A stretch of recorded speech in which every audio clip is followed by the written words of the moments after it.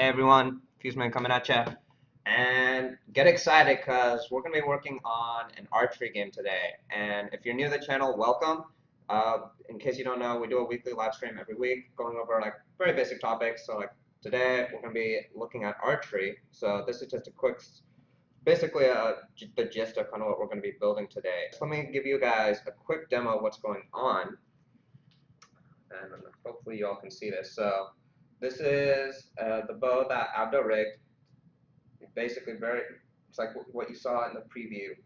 And so I designed it if I'm right-handed. So I hold the bow in my left hand, got the arrows in my right hand, and then I just place it on the bow, can pull back, and hit all of the trees. And I didn't try to make it super accurate, or as far as like speed is concerned. So like these things kind of like zip around everywhere. And yeah, so this is basically what we're going to be building. We can, I mean, the first thing to do is like get the bow actually working, then we can build a scene. And I didn't throw targets in this particular thing that I threw to show you guys, but we can do that. You guys just let me know whatever you want to actually see built, and we can do that once we get the bow mechanics working. So yeah, that's the gist of it. So yeah, archery is like honestly one of my favorite things in VR, and like probably in the break I'll probably play a little bit in the lab because that's like one of my favorite demos. So let's just kind of get right into it. We're just gonna start with a brand new project. So yes, 3D project. Open up the asset store. So I'm just gonna be importing in some of the stuff that we'll actually need for the stream. So I can do that while talking to you guys. So, I mean, we're just going to get the SteamVR plugin. This should be getting native support in Unity 5.4, which is super awesome. And let me go to prefabs, get the camera rig in here. So the camera rig basically lets you get SteamVR working. And we're going to go ahead and delete the main camera. And let's just quickly check to make sure that works. Seems like it is. So I have that, so you can see the scene view as well as the game view. Scene view is basically we can look at things from anywhere, and then game view is what I'm actually seeing in the headset. So we've got controllers, you can see those, all track, positionally, move around, all that good stuff. So yeah, that looks like it's working. Goes down for now. And then let's go ahead and get the model in. So I put a bit.ly link to the actual 3D model that we're going to be using in the description. So you can go ahead and get that if you want to play around with it. And it's basically just the bow and arrow. It's a Blender file. So if you have Blender installed, you can just drag and drop it in. I'm not 100% sure if it works without Blender. You can try it. I think you might need Blender installed for that to work though. And so yeah, so that is the arrow, bow and arrow. I'm just gonna drag that into a scene so that you can see that. And so yeah, so the neat thing, I'll show you how this thing works.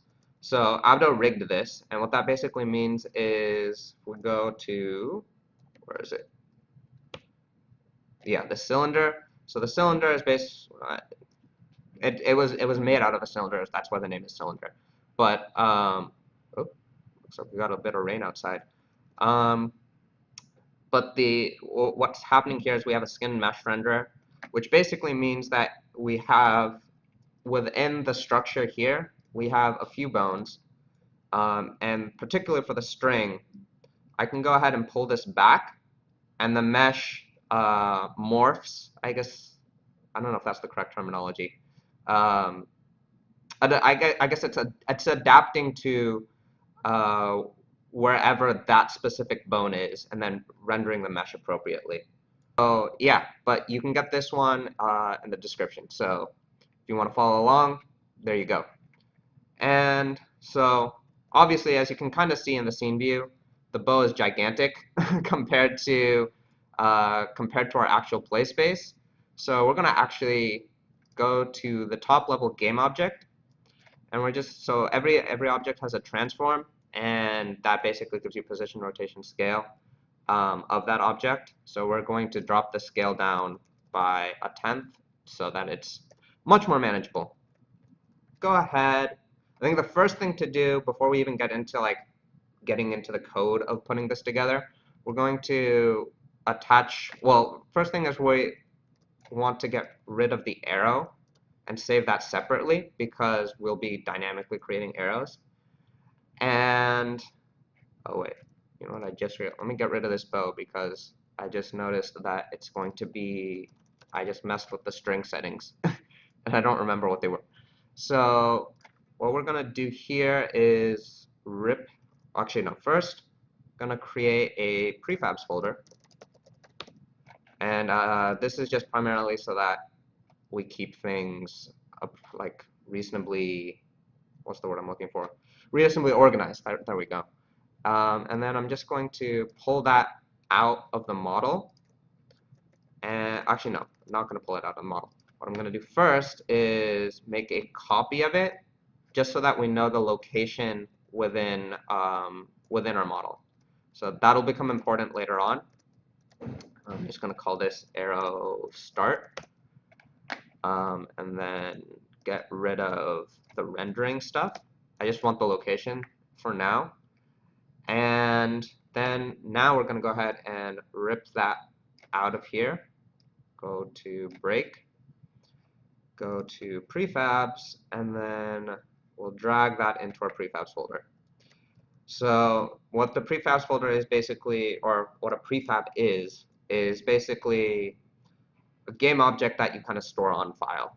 So we can have access to it in the, like if we want to make duplicates or like create it at runtime, it provides a nice interface for doing that. Cool. And then we're gonna get rid of this arrow from the scene. And yeah, so now let's actually go ahead and attach it to our controller. So you can program in specifically like in the future if you want like right and left controllers to be like kind of independent and switchable.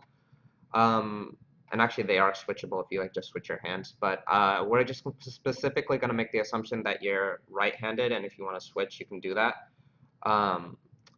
And all we really have to do here is take our golden bow and put it underneath the controller left. And let's actually, and my controller's turned off, so we're gonna have to turn it back on.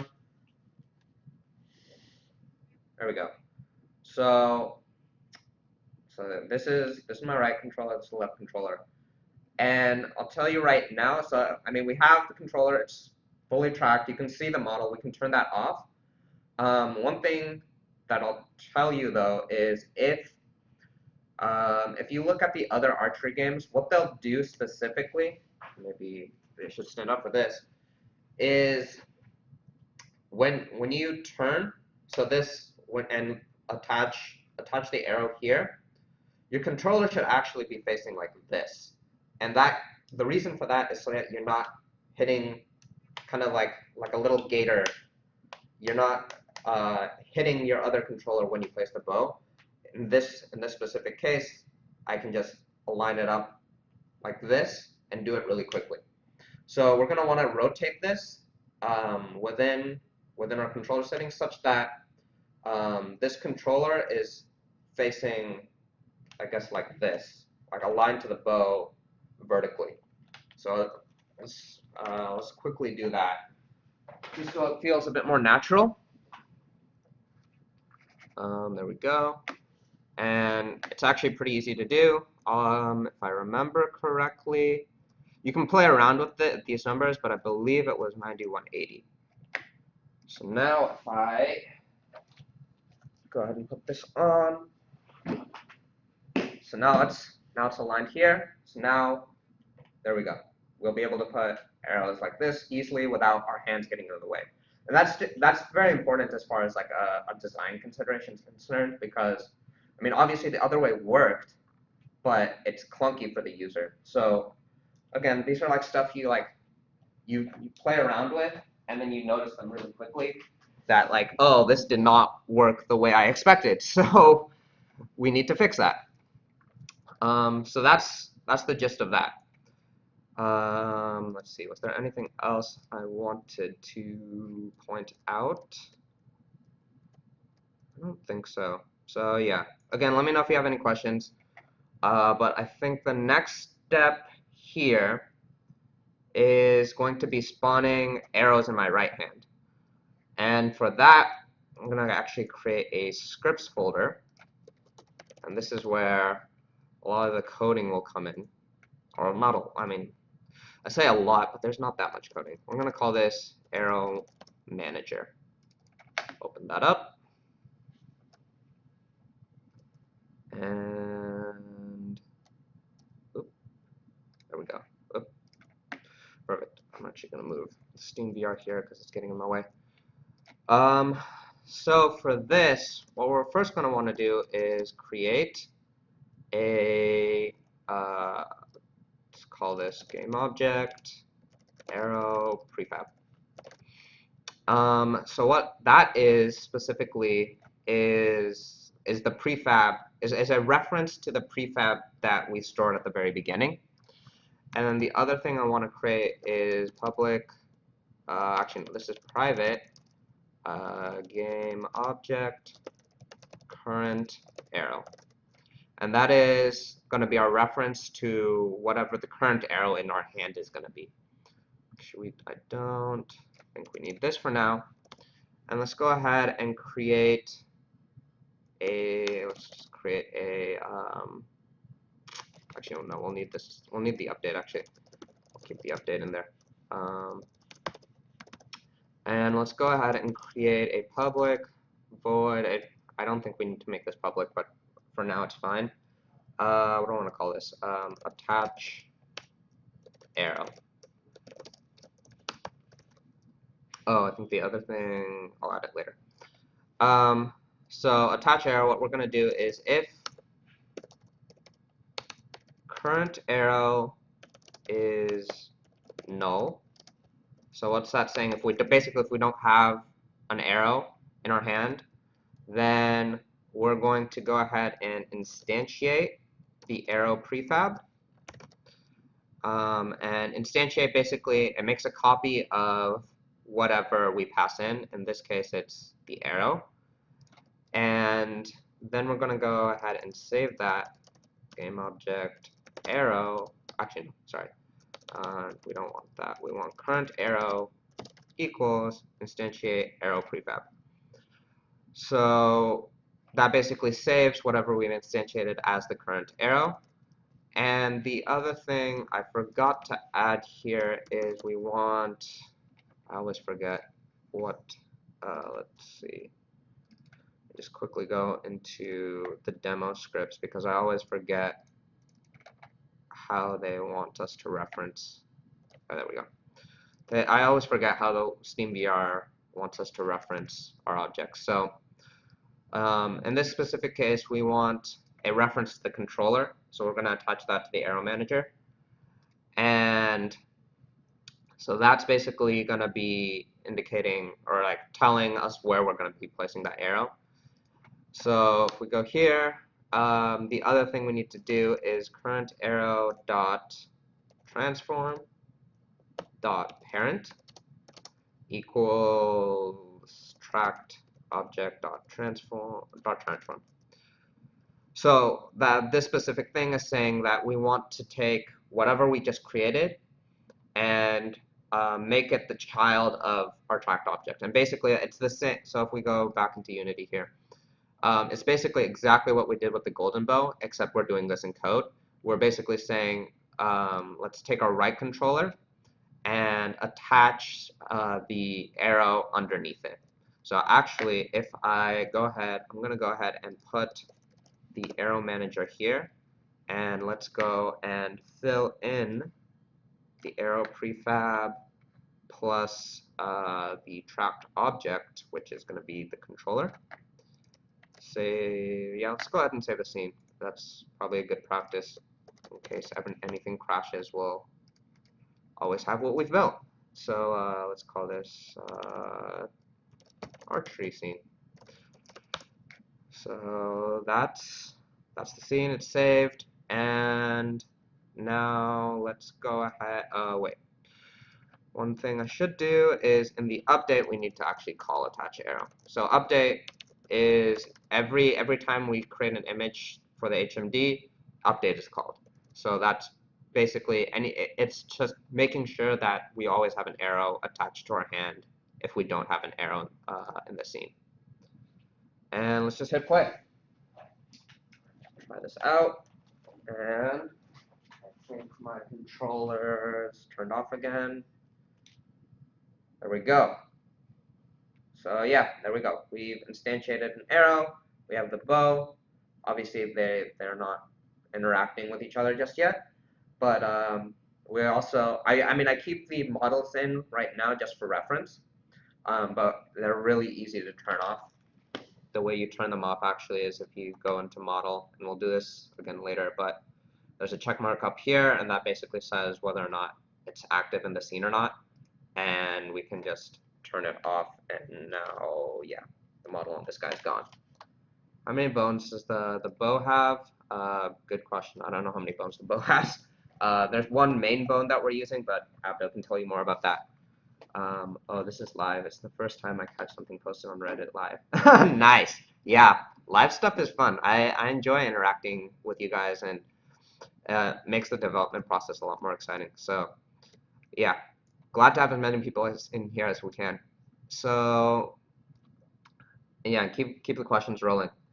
Like more than a classroom setting, I really want this to be more like office hours where it's like really interactive. So the more questions, the merrier. And it doesn't necessarily even have to relate to this. It could be on projects you're working on. But yeah, just so you guys know. And honestly, like I think the way this actually works the best is if you ask questions, like whatever it may be, and even if I don't get to them, someone else in the chat might be able to help you out. Which is, I think, really the goal that I'm trying to achieve with these live streams, is just create a dev community, honestly. So yeah, so we have the arrows now actually spawning. So the one thing I actually want to do is here. So you notice that, I mean, the arrow is kind of centered around where the controller is. You actually, to like create as much, so when I actually am going like this motion, if I'm centering the arrow on my controller, you'll actually notice that a lot of users, or at least me, I say a lot of users, I mean me, they'll try to put the tip of the arrow on the bow when they're placing it. So you need to correct for that by actually, you'll need to correct for that by actually tweaking this a little bit so that, let me throw this on the ground so it's not shaking. Where did the controller go? So you'll need to correct for that by actually moving that to kind of like the tip of the controller. That's probably a pretty good placement for it. And so that's the tip of the controller. And let's just make sure we know where that position is. So those are centered 0, the scale is right. Position is like 0.342. So let's remember like 0.342 as a good number. And so now modeling objects one-to-one for VR would be helpful. All right, Abdo. Yeah, we've been talking about like going into actual modeling, so we definitely want to do a tutorial on that in the future at some point for sure. So yeah, so for the current arrow, we're going to want to get the transform dot local position. Local position equals new vector 3 0f 0f 0.342f. So that was the exact position. So at this point, I think I want to talk a little bit about what local position, like what's the difference between local position versus dot position, because they're actually pretty different, and honestly, like there are times where I mess it up completely. So local position is actually pretty much what you'll always see. It is what you see in the transform. So it's basically think of it as the offset from its parent. So here, when we go here and we have our arrow, it's the offset, so that 0.342 is the offset from wherever the controller is. So as the controller moves, I always want the arrow to be 0.342 units, I guess is the right term, away from that controller. This is a bit difficult. Do your earlier streams go through how to use the SteamVR plugin? Yes, I do. I have a stream on the like how to basically get into the SteamVR, and like that one, I don't think I use that much coding at all. So that might be helpful. Yeah, honestly, like still trying to figure out what the best way to teach this is. Like, I mean, like for this, like there isn't too much coding, but like obviously there is probably some experience with Unity is helpful. But yeah, I mean, definitely the Hello SteamVR tutorial that we did before, I don't think we did that much coding until the end. Oh, Unity, yeah. Yeah, I think that, yeah, the Hello SteamVR tutorial might be a bit more simpler. But I mean, yeah, if people want to see, or if you have like specific questions or like want me to slow down on anything, I'm happy to do that as well. That might be helpful as well. So, but yeah, yeah, just let me know. A lot of stuff talking about. Okay, that's conversation for Abdo, which is perfect. And so yeah, so local position is basically kind of what you're seeing in this transform. Sweet, Hacker News works. For news, so it isn't foreign to them when they start this. Yeah, that's definitely true. And again, like these are recorded afterwards so that you can, like, if you want to learn something specific or like slow it down, speed it up, that's all there for you. And I'll put in timestamps at the end of this so that you can like jump to specific parts of the video. Yeah, so as far as getting this, going back to local position versus global position. So local position is what you'll see in the transform. It's that 0.342, and it's the offset from whatever its direct parent is. The global position is where it actually is in like this whole universal space. So like if I have, I don't know, let me go ahead and put a cube out in the world. Since it's parented to nothing, it's like off in the space, and like this transform, the local position and the global position are the same thing. I don't know why you're using UE U4. This is Unity 5.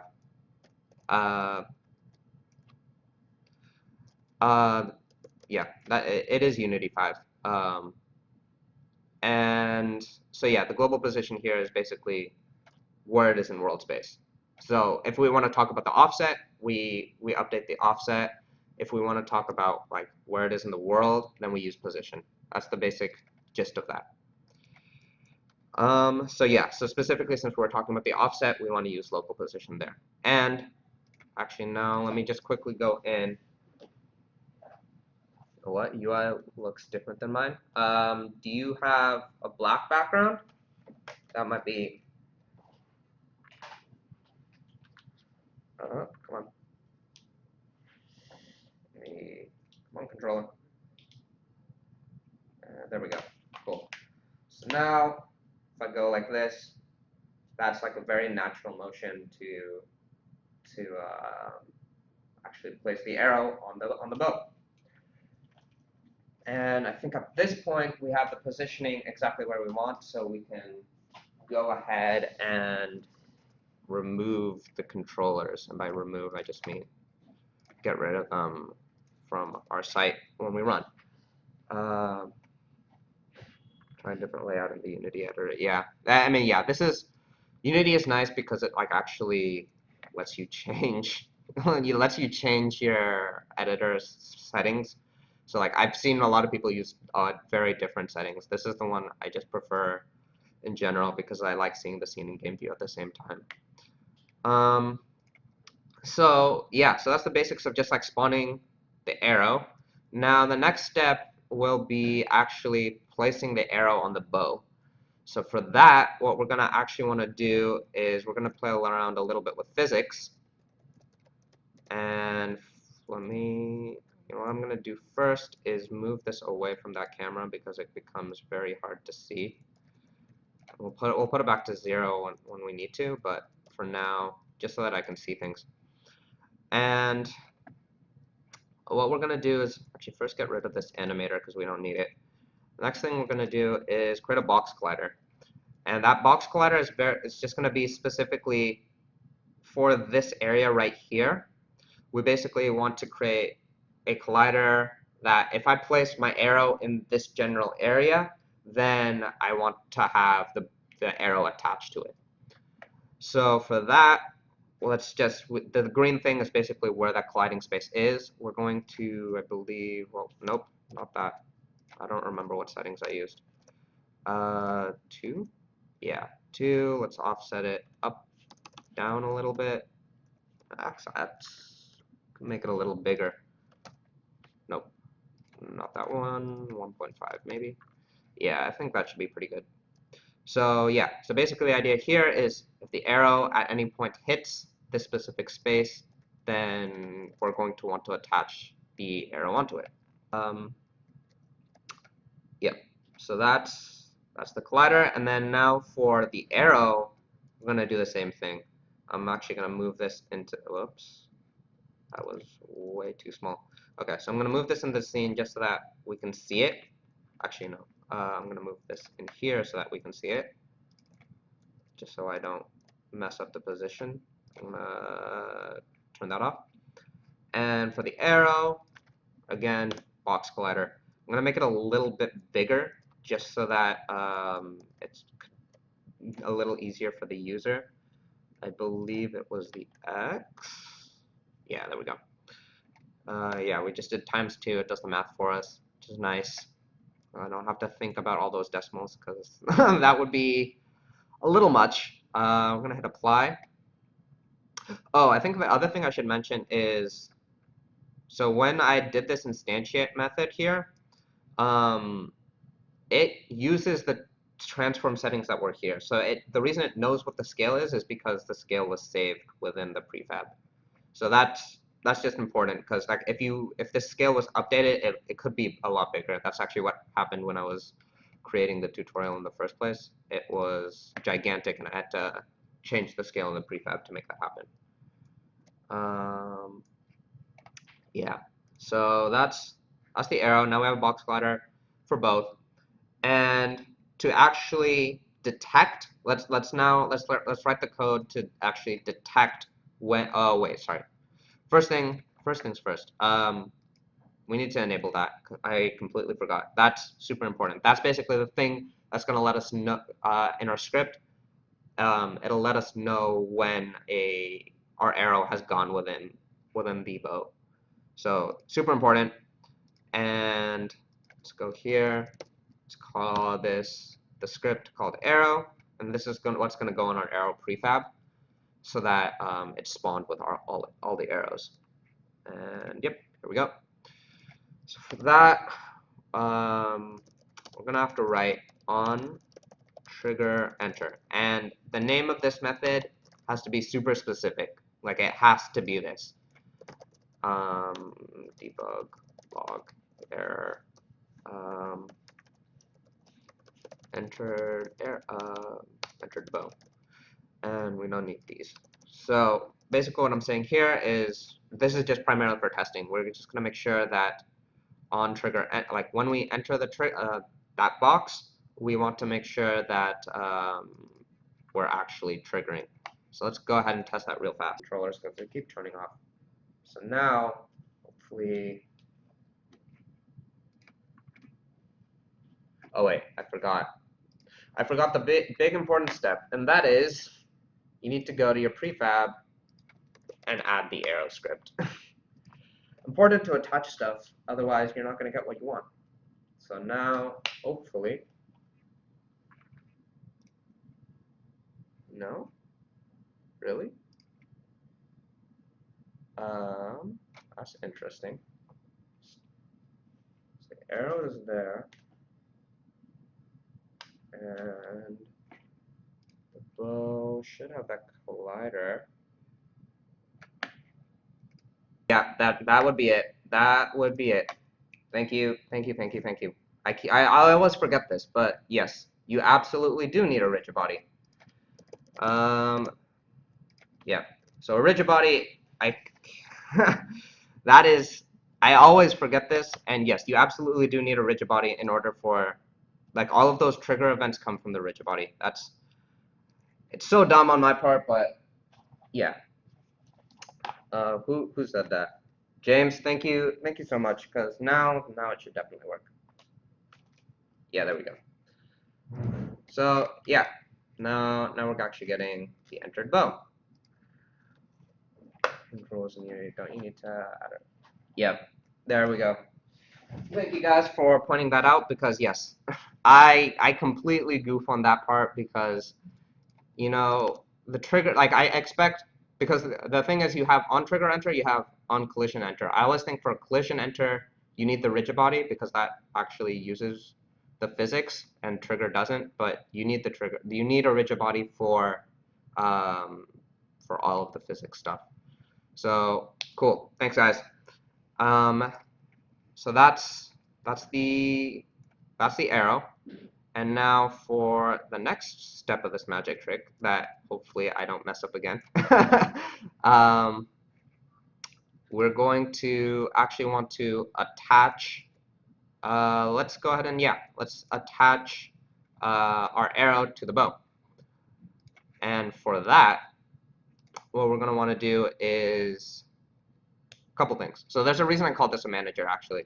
So for passing data between scripts, a lot of people like have questions about that. The way I do it is through something called singleton programming, and you basically basically what you do is you create a static instance of your class, and you basically are kind of guaranteeing that there's going to be one of this object in the scene at all times, and at most one, because I mean, and ideally at most and at least, so that there's exactly one in the scene, but at most one. And the way you just quickly set that up is instance equals null, equals. So if the instance hasn't been set yet, then we want to go ahead and set the instance, and then just quickly copy that, put it on destroy. If instance equals this, then set it to null. So yeah, so that's basically just saying we set the instance when we awake, which is the very first thing that's called when you put a script in the scene, or talk louder. And then on void destroy does the exact opposite. It basically says if we're the instance and we're about to be destroyed, then we're going to revert whatever we did in awake, which is to set it to null. And then what we want to do is go ahead and do public void attach bow to arrow. And this is actually where we're going to want to make this private. And the reason is because everyone will be able to go through the arrow manager. We only want them to be able to access public methods. So since this is happening internally to spawn our arrows onto the controller, we don't want anyone to be able to call that method. We only want our script, the arrow manager, to be able to control that. Whereas attach bow to arrow, we want anyone to be able to do that. And for that, actually, we're going to need a reference to the string. Let's call this string attach point. We're doing a time. Perfect. Let's see. Cool. So that's the string attach point, and that we're going to go into the bow and actually specifically drop that onto our arrow manager, just so that the arrow knows exactly where that is. We actually, yeah, no, that's fine. And then, so that's attach bow to arrow, and for this, all we're really going to do is say current arrow dot transform dot parent, just like we did to attach it to the controller. We're now going to say string attach point dot transform. So all that's doing is attaching the bow to the, or sorry, the arrow to the bow and getting it off the controller.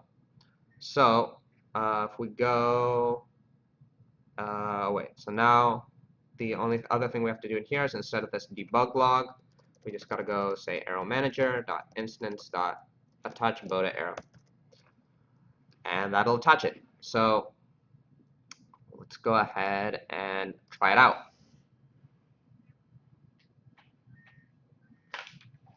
And cool. So now, oh, right, I actually have to assign the references. That's probably a good thing to do. Let's see, we're here, and so we just need to attach the string. So we need to find the string, which is here, and go to the controller and drag that in. So now create twice transform. Like transform. Oh wait, did I say transform.transform? I mean, you can. Oh yeah, well, you're allowed to, but probably not a good idea. And I've already attached it. Because my things were aligned. Whoops, that's not what I wanted, but that's fine. Let's see. Let me go. Well, let's first get rid of that, because not that efficient. The second thing is let me keep these things separate, because like right now, it's already attached. All right, there we go. So now we have this, and so it locks, but what you notice is that it locked exactly when I hit the collider. So instead, what we actually want to have happen is we need to update the position to go right where that string point is.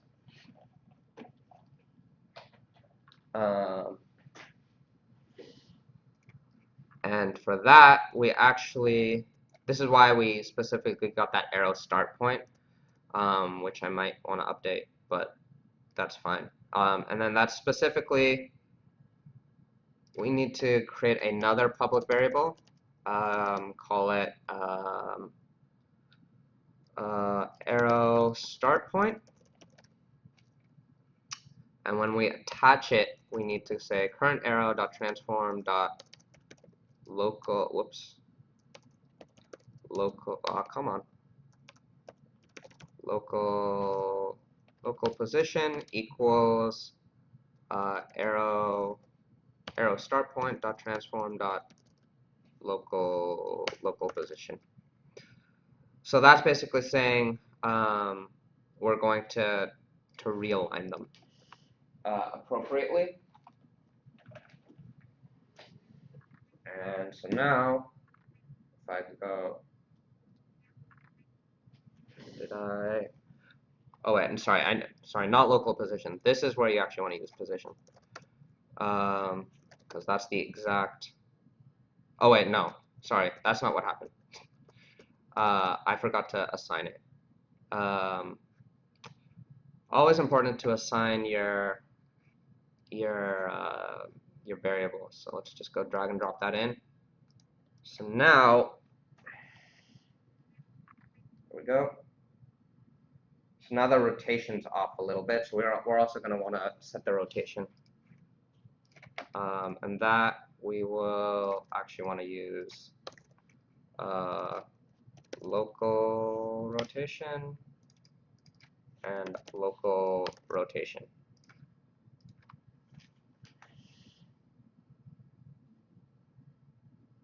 I don't know why this one doesn't track. Wait, is it not local rotation? Where did the arrow go?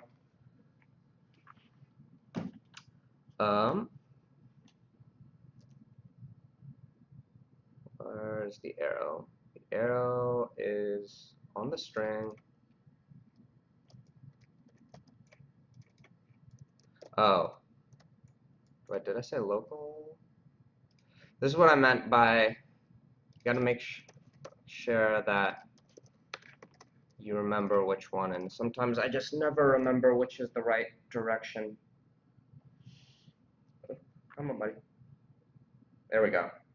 Yeah, so now this is rotation. We're actually, I think, looking at this, I think usually arrows, what they do is like the very tip is on the string. So we're gonna actually move our arrow start position forward a little bit so that we actually are aligned correctly. So let's just quickly do that now that we're attached. And that is, where is it? There we go. So let's just quickly move this guy down a little bit to, that look good? I think that looks decent. So if I'm just gonna hit pause, and let's see, we can go ahead and copy these values. So that looks like it's, so this was 0, 0, 0. We want them at, actually wait, is this moving? This shouldn't, that should be,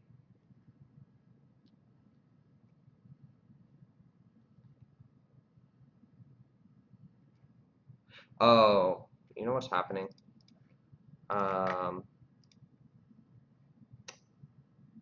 Was actually, so this is actually getting called multiple, actually it shouldn't be getting called multiple times, but that's what it looks like, is it's, if we actually put a debug log here, log,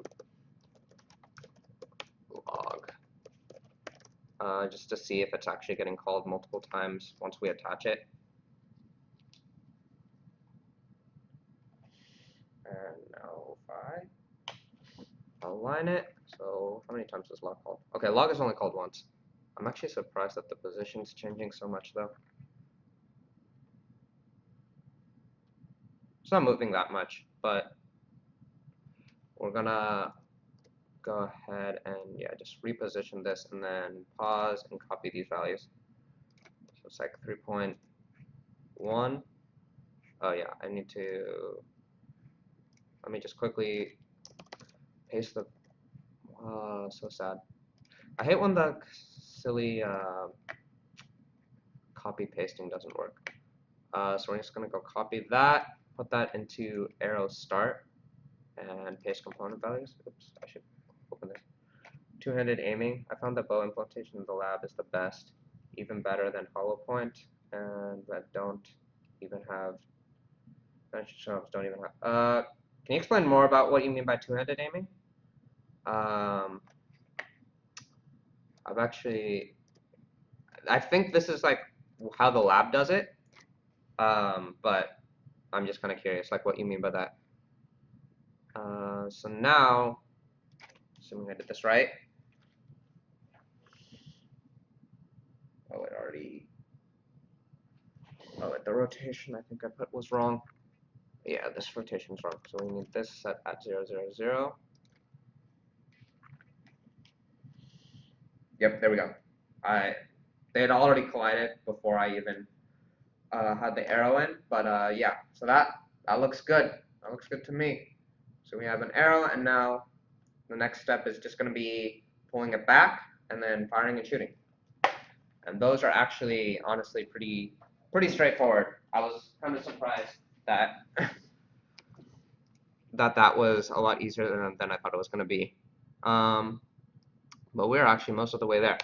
So now that we've done the trigger enter, we're actually going to,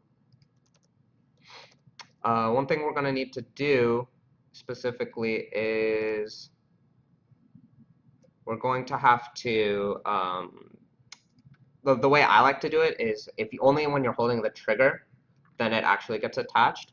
So I'm going to actually create a separate method here called public, actually no, I'll make it private. Private void attach arrow. And we're just going to copy this in here. And then what we're going to say is we're actually going to copy this code from the SteamVR test throw. And this is basically their code for testing whether or not you've actually, whether or not you're pulling the trigger.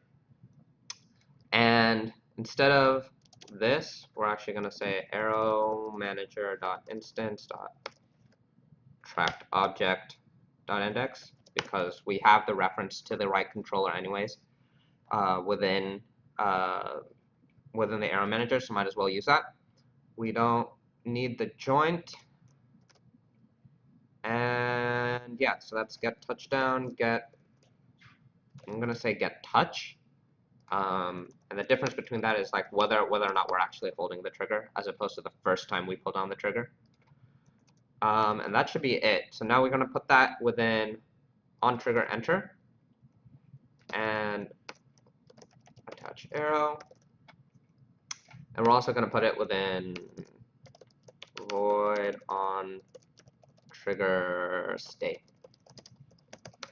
So I mean the two things here are specifically, so on trigger enter is like the very first time you enter the collider. On trigger stay is as soon as you, or like is your arrow within that collider.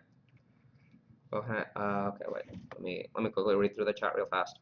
Two-handed aiming would be like bow dot rotation, look rotation. Oh, as in like moving it back and forth. The lab lets you do that. I mean, I'll go into the lab in just a bit, but I'm surprised the bow lets you do that. Like left hand moves the bow of rotating with the right hand. Oh, I see. Real VR per se. They have. I guess I'm not a real VR developer then, because I have neither of those. Oh yeah. So on trigger stay, on trigger enter. It's just like whether the first time the event happens and when you're actually in it. And honestly, you don't really need the on trigger enter because you'll get the on trigger stay either in the next frame or the same frame. I can't remember. And it's unlikely that you'll actually see controller and controller. It's unlikely that they'll move in and out that fast. But so now I'm in it, but I haven't pulled the trigger. And as soon as I do, it locks in. Of course, now we need to just do the pulling, which we'll do in the arrow manager. But yeah, there we go. It's locked on the trigger. You are between using one hand and two hands based on the inverse lerp of the distance. I'm gonna get some water real fast. I'm getting close to the break time, but so yeah, so that's the gist of just using the trigger to actually get started there. Touch arrow, yeah, so we're done there. And then let's just kind of implement the pulling back. And for that, we're actually going to want to create a quick private boolean called is attached. Set that to false. And when we attach the bow, we say is attached equals true.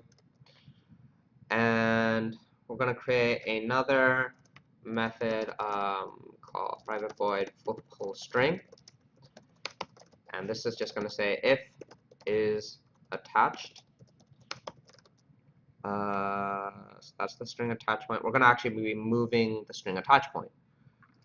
And the way I think that's best to do it is just say, actually I should add this in now. You want to know what the difference between the string, the starting position, and where your hand controller is. Get that distance, multiply by some value, and then pull the string back accordingly. So I'm going to quickly add in public game object string start point. Yeah. So yeah, let's get the pulling. Yeah, I'm trying to think of whether I want to take a break now and let you guys catch up. Let me know if you want to break now to catch up, or finish the arrow and then add in whatever you want to see afterwards. Either way works. I usually take a break on the hour, but I'll let you guys decide. Yeah, so we have a string start point, and what we're going to do is we want a float dist equals, it is the string, if I can ever spell, string start point minus tract obj transform dot position. All right, break sounds good. All right, let's take a break. Yeah, so let's finish with the bow. I'm gonna throw in my forest, and then we can play around a little bit with the physics there, and then yeah, let me know what you guys want to see after that. I have no ideas. Advanced rendering presentation, so that you adjust super sampling rate automatically. Cool. Let me grab some water real fast. So yeah, so we have to pull the string, release, like when we release, and that's just the basics of the arrow. Oh, and yeah, release and then actually have it go in the direction we want it to go. So yeah, we were getting started on that. We wanted the string start point as another parameter. Let me fix this right now and make sure I add it. Okay. Let me comment here. So, because okay. Let's see. There was an error. Minus can't be. Oh, starting point dot transform dot position. There we go. That's the subtracting the positions. So we want to subtract the positions, and then we want to get the magnitude, which is basically the distance. So let's get that.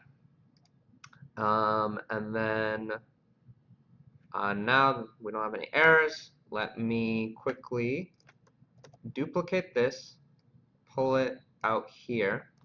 I'm actually gonna nest the arrow start underneath it, and then just rename this string start. And actually, I think this now needs to be position. So let me do that. So that's that, and then for the distance, position, magnitude. Okay. So now that we have the distance, we just need to update the string. And the way that's done is string attach point dot transform dot local position. Yeah. The trick with the with the bow is making sure you remember whether it's local or global position. And this we're just moving back in the z direction. So 0f, 0f, distance. Let's just do distance for now, and then we'll see how much we actually need to adjust it. Oh, actually, it's sorry. We should also do string start point dot transform dot position local position dot z. And all that's doing is, or actually, sorry, we want to do, what we want to do actually is this position plus, yeah.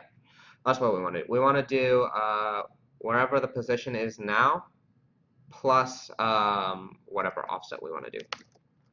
So let's try that out.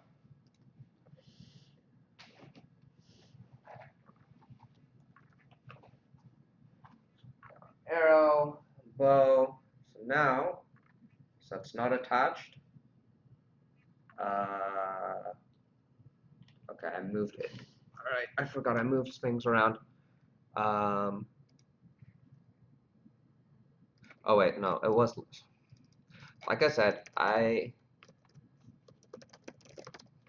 one thing I need to get better at is this local position versus local position, because even if I remember exactly what the difference is, oh wait, did I? Oh, I actually might have moved it. That could have been why. So we're okay, yeah. So actually, it did move when we nested it. So I'm going to move it back to where it was, which is about there, I think. Actually, here, let's go ahead and move this in line with it and back down and copy that, because that position is going to be paste and zero that out. So now let's see. Come on now. There we go. Oh, the rotation's off again. All of the, oops. This one. All right. Not that. Throw that there. Throw that there. So that's 9270. So let's copy that. Put that in here. And that should do it. Yeah. So let's quickly move it up because that's not aligned exactly. It looked aligned here, but it's actually not exactly where we want it. So again, just move the position slightly over, just so that make it look good.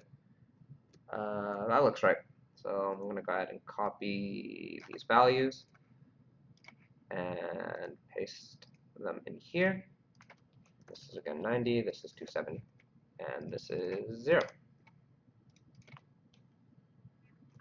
Okay. Oh wait, did I not save them? So it still looks off.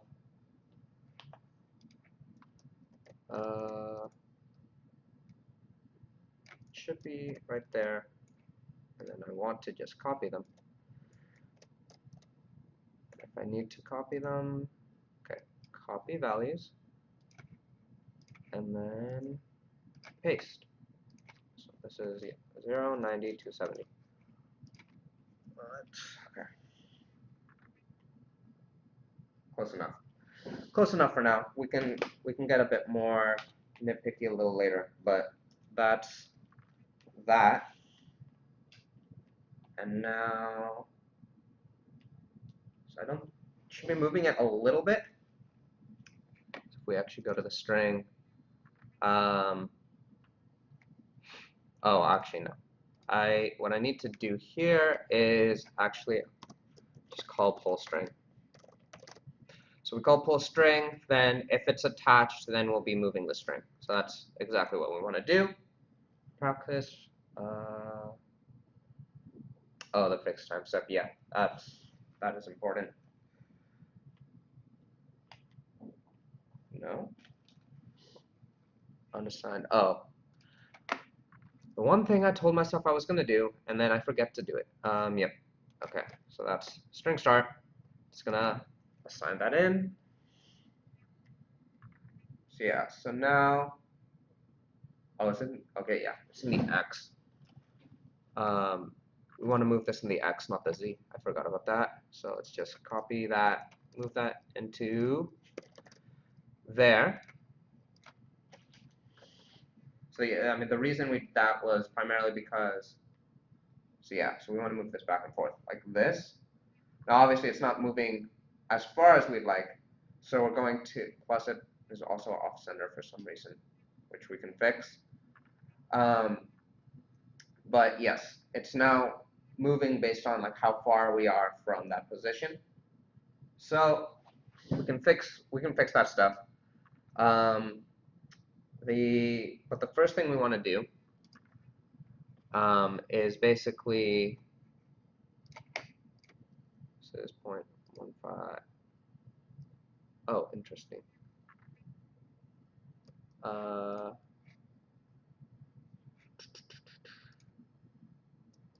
Actually, are these aligned properly? Yeah, string start is right. Yep, they're in the same place. Cool. So let's first make this guy. Let's make it like move like about 5 times as much, so that like right now it's like moving a very little bit, but we want to actually make it move a lot more.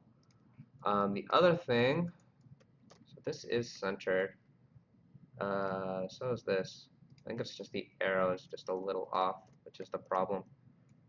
I can actually, I don't have those values. But now, there we go. So now it's actually moving further back. I'm going to move things to the right. Yeah, that's to the right a little bit, so it actually aligns better. Because that is a problem right now. I think it's honestly just the string start point is a little off, so we can fix that. But so yeah, so now the one thing that we have to do is the actual firing, because like right now it's just like staying attached completely. So let's go ahead and do that. And to do that, I'm just gonna go ahead and full string. We need to make sure that we copy this code specifically. So while it is attached, so here, if we ever release the trigger, we'll want to call a fire method. So get touch up. Maybe this is small difference. Yeah, keep talking about that. I like having everyone talking about a conversation in the chat. It's super fun. Let's go ahead and we have the tracked object. So whenever we get tracked up, then we're going to want to call a fire method. So we're going to write a private void fire. We're going to put fire there, and basically what we want to do is, again, we want to set the arrow free. So we're going to make sure it doesn't have a parent, and we want to set its velocity. So we're going to go ahead and call get component. This is just the fast way of doing it, but set its velocity to be transform dot, current arrow dot transform dot forward. So this is exactly where it's looking, times some scalar value like 10f. So now it's just going to be shot off into the distance at that velocity. If you notice, I also turned off the gravity so that like there's no physics being applied to. Actually, here's better practice.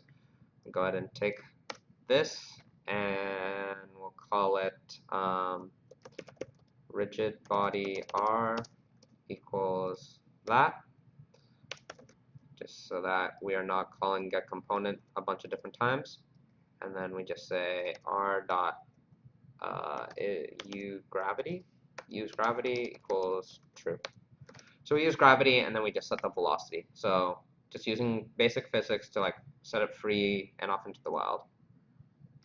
So if I did everything correctly, oh wait, other thing I want to do is, so now current arrow equals null, and is attached equals false. So just once we fire it, we've lost our current arrow. So then The next frame, we're going to reattach our arrow, and then we're also not attached anymore. So yeah, so that's that. Let's just make sure I didn't goof anything up. So constant testing is always good. Yep, there we go. So, okay, so one thing we got to point out is now the rotation's off, so we should make sure to, one, reset this position. That's important. And two, we gotta fix the fact that the arrow's off. But yeah, the basics of it are now working. We just now have to fine tune it. So let's go ahead and do that. So we also, in the fire, we need to reset the position of the string attach point. So string attach point dot transform dot position equals string start point dot transform dot position. So that'll fix the issue of it being like completely offset. And then the other thing that we need to do is here we actually want to set that arrow's position rotation to be the rotation from the prefab. Or actually, no, not from the prefab. From I think just reoriented to 0. This should be just quaternion.identity if I'm remembering it correctly. Let's try it out. Where did I mess it up? What line is it talking about? 70? 70 local local, whoops. This is the line I wanted to copy. What did I have before? Oh yeah. So let's just copy that there. And then try it out. Just keep testing. Just keep testing. Other way around. It's like this looks fine. Pull it, goes off. So okay, so we need to set it back to what exactly we had before, but which is the quaternion dot. But yeah, okay. So I should also mention that like now, the string is resetting, which is good. We still need to fix the arrow, and I also do actually want to fix this problem here. It's like a little off, which I don't like. We want it centered. I don't know, like, how long does the live stream typically take after to revisit it? They're up usually right away, but for processing, like it's not like the exact video. They like have cuts of stuff, like because they do the processing, and that usually takes about like 30 minutes to an hour. So yeah, so hopefully it'll be up then, and then later on in the day I'll add the timestamps. So for this, we actually just want the local, I believe it's just the local rotation. Should be set to, well, I think it's quaternion.identity. I believe that's what I used. I'm going to check this out again.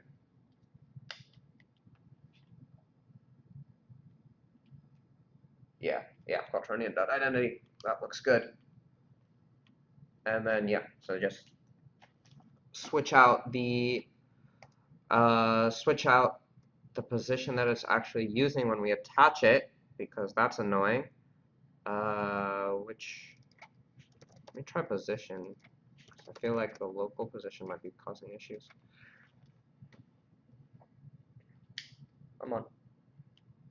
Okay, no, it's just the position is off for arrow start. So we'll fix that.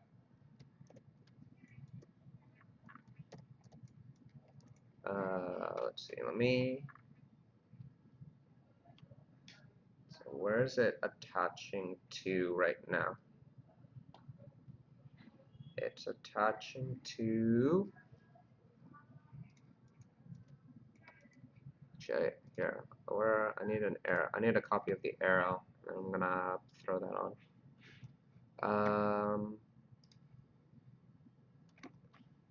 Because that is the real issue. It's the fact that arrow, where are you, arrow? We're going to put you on here so that I can align you.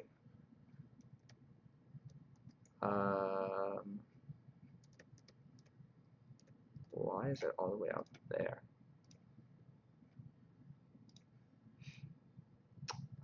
That's interesting. Why are you all the... What in the world? Okay, then we'll move you. Let's move the arrow. Wait, why is...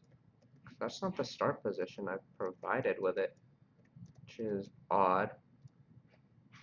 And okay, I need to turn off the camera because it's actually getting...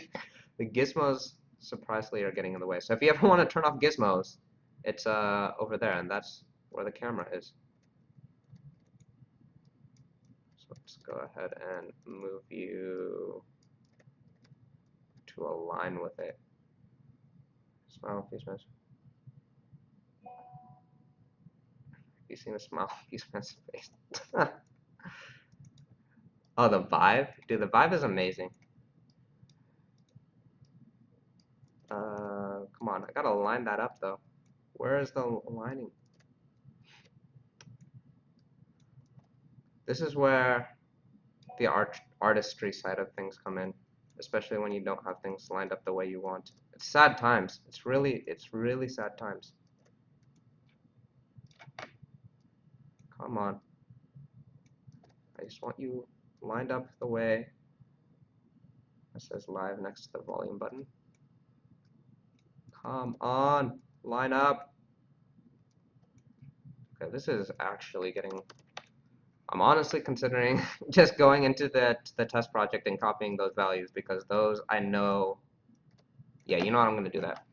Because those values I know definitely line up. So let me let me quickly get those values from the other project, because otherwise it's just a little too frustrating to actually manually line things up. And that was here. Left, golden bow, bow, main. Oh, I put them. Okay, that explains why it was. Whoops. That was a slight mistake on my part. I actually, yeah, okay.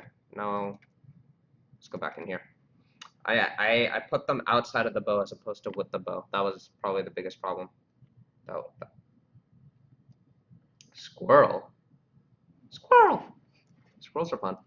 I have no idea why a squirrel was mentioned, but sure, we can go with squirrels. Okay, let me put that in. All right, so now, assuming, let me go ahead and duplicate this again, and then throw the start point in here. Get rid of this arrow, and let's get rid of this start point and call this string start. String start. Oh yeah, with Abdo, I always give him a thumbs up whenever we're chatting. He hates it, but I guess Google Chat does not have a thumbs up mechanism.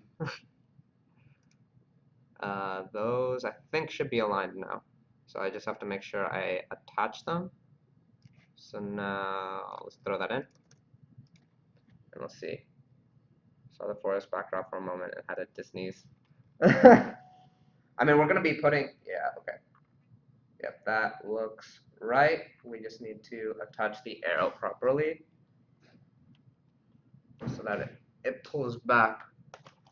Because where's the arrow getting attached now?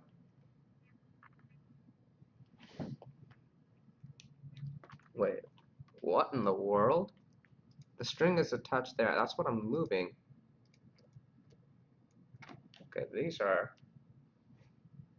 whoops. the string should be moving with it because, or the arrow should, sorry, I should say the arrow should be moving with it because that's the object I'm moving. Oh, am I setting its position multiple times? That could be it. Yeah, okay. So we actually have to say, yeah. So we're just gonna create a quick bool, and here, yeah, this is the problem. Set to false, and then is attached. These are just like the minor things that we gotta pay attention to. So is, so we don't want to call attached here. So if is not attached, yeah, yeah, there we go. So I mean, basically all we're doing here is, I think what's happening is we're attaching it multiple times, which keeps setting its position. We don't want to do that. We just have to, so we only want to attach it once. So now, let's see. All right, there we go. There we go. Now we got a bow and an arrow, and yeah. So now so it's using gravity, it's using velocity. We got, it's going in directions we want. We can turn it, point up and down. If when we actually attach it, we will actually, if you wanted that two-handed direction, we could do that on a little bit.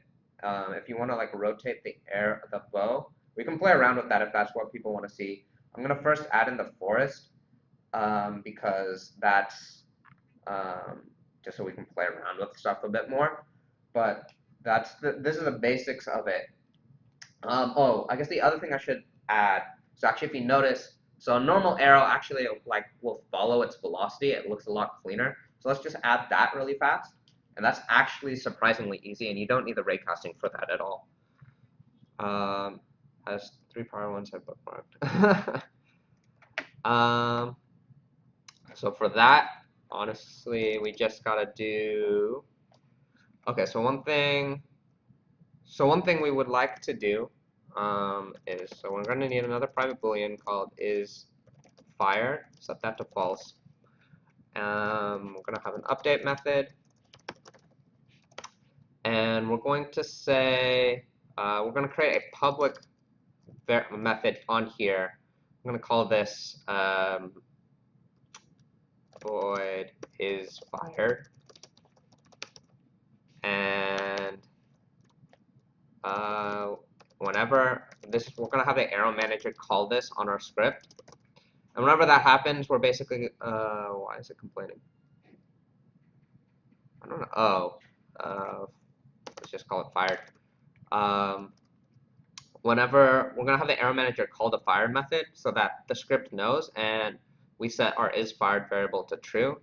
And then an update, all we're going to do is, if we are fired, then we're going to call transform.lookat, transform.position plus transform.getComponent.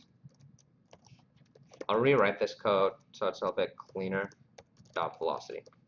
So it's basically going to look at wherever its next point that it's going to go to. So it's its current position offsetted by the velocity, and now it'll actually have that like nice looking arc to it. You can, for the grip buttons, you can get them from, I think if you call get touch on, I think grip, if I remember correctly. Yeah, it's grip, and then they're basically treated as separate buttons. So you can use the same code here if you want to use grips instead.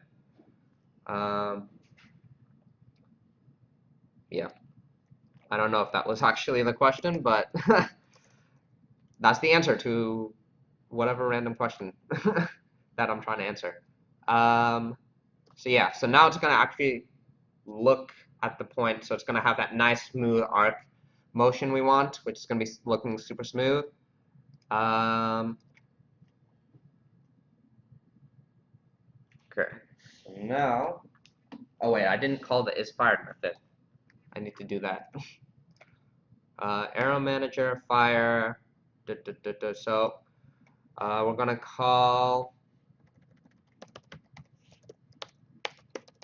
current arrow dot get component arrow, and then fired. So that tells the arrow that you've been fired. So now you're gonna do the updates. So, all right, there we go. So now, yep. So now we got that nice smooth, and it's going straight down. Gonna do little baby ones. Oh, I guess something I didn't do. So if we wanna do it based on the power that we pull it at, because actually, like right now, all of the arrows are going at the same, velocity. So it doesn't really matter if I pull a little bit or a lot. For that, what we can do is actually, if we go here, we can get this. We can use that same computation. Pull that into fire, and then just multiply by distance. So now it's relative to how much we're pulling back.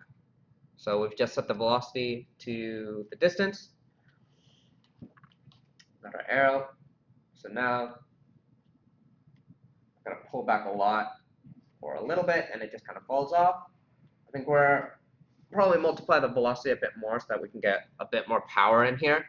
But now it's going based on exactly what we want it to. So it's 20, 25. Yeah, let's go 25. So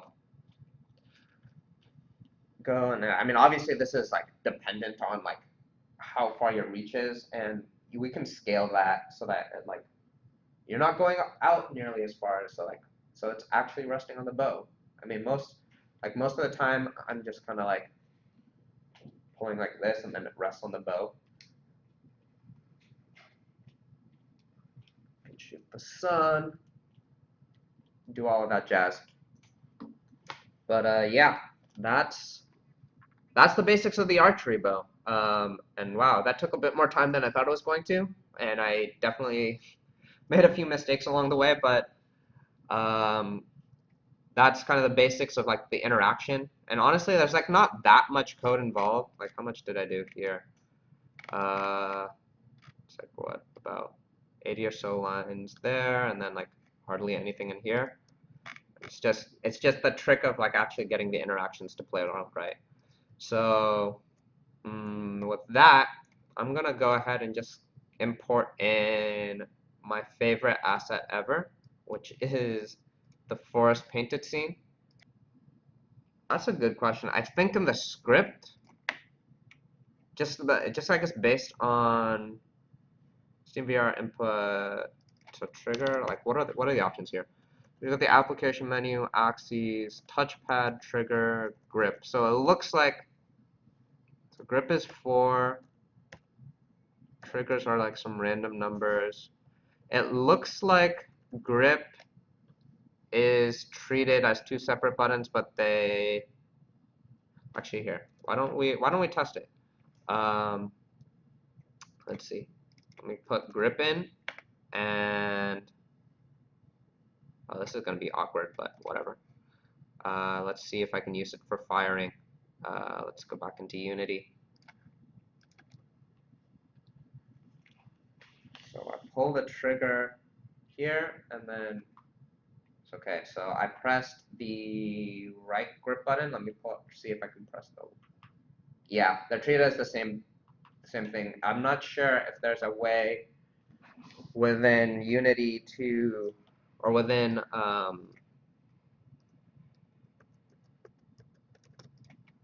sure about Unity, but it's the same. Both are counted as, yeah, they're counted as one button. Is what it looks like.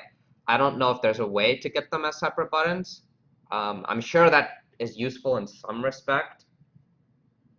Like if you want, I mean, yeah, ideally they should.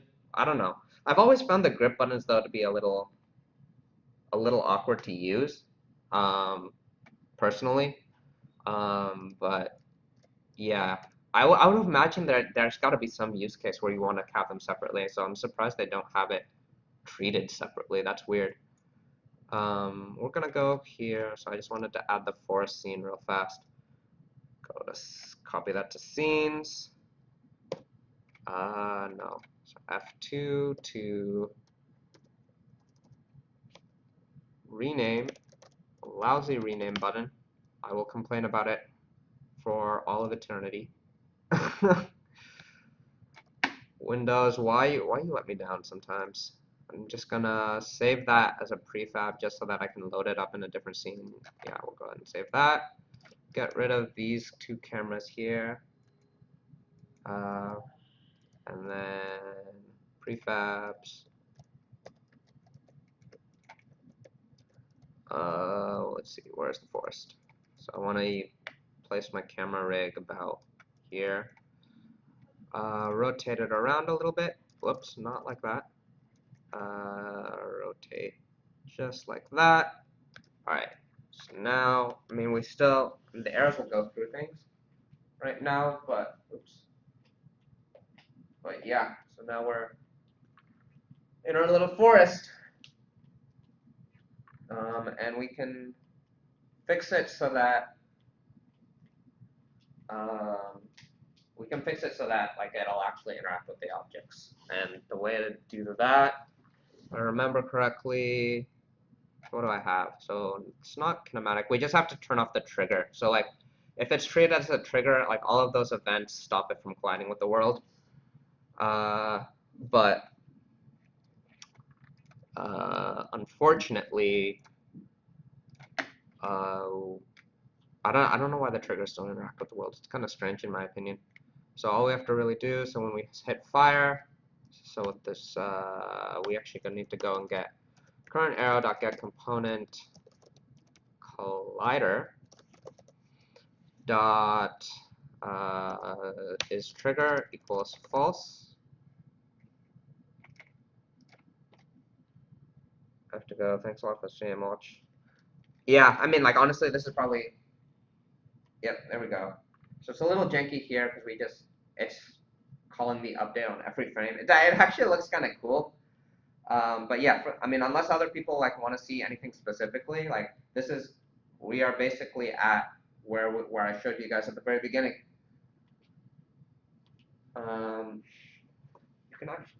Yeah, no, you can't interact with them because the one in your hand is a trigger, so it doesn't actually interact with the objects here. Although we could make it be that way, and that would be fun. But for the gist of it, like, yeah, we can adjust it. So the reason for this is like the velocity it's calling that transform.for the look at position, and the velocity is changing ever so slightly, which causes it to like look in really random directions. So we just have to set in a little filter.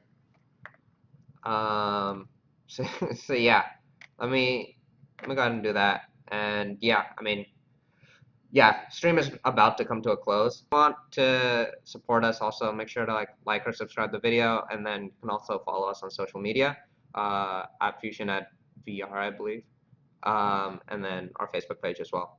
But yeah, that's it for this week's stream. Hope it was useful. And yeah, I'll try to put the timestamps up. Actually, because I'm going to Maker Faire, I'll probably put the timestamps up a little later than I usually do. So timestamps, and I'll get the thing on GitHub when I can. But yeah, this has been FusedMan. I'm signing out.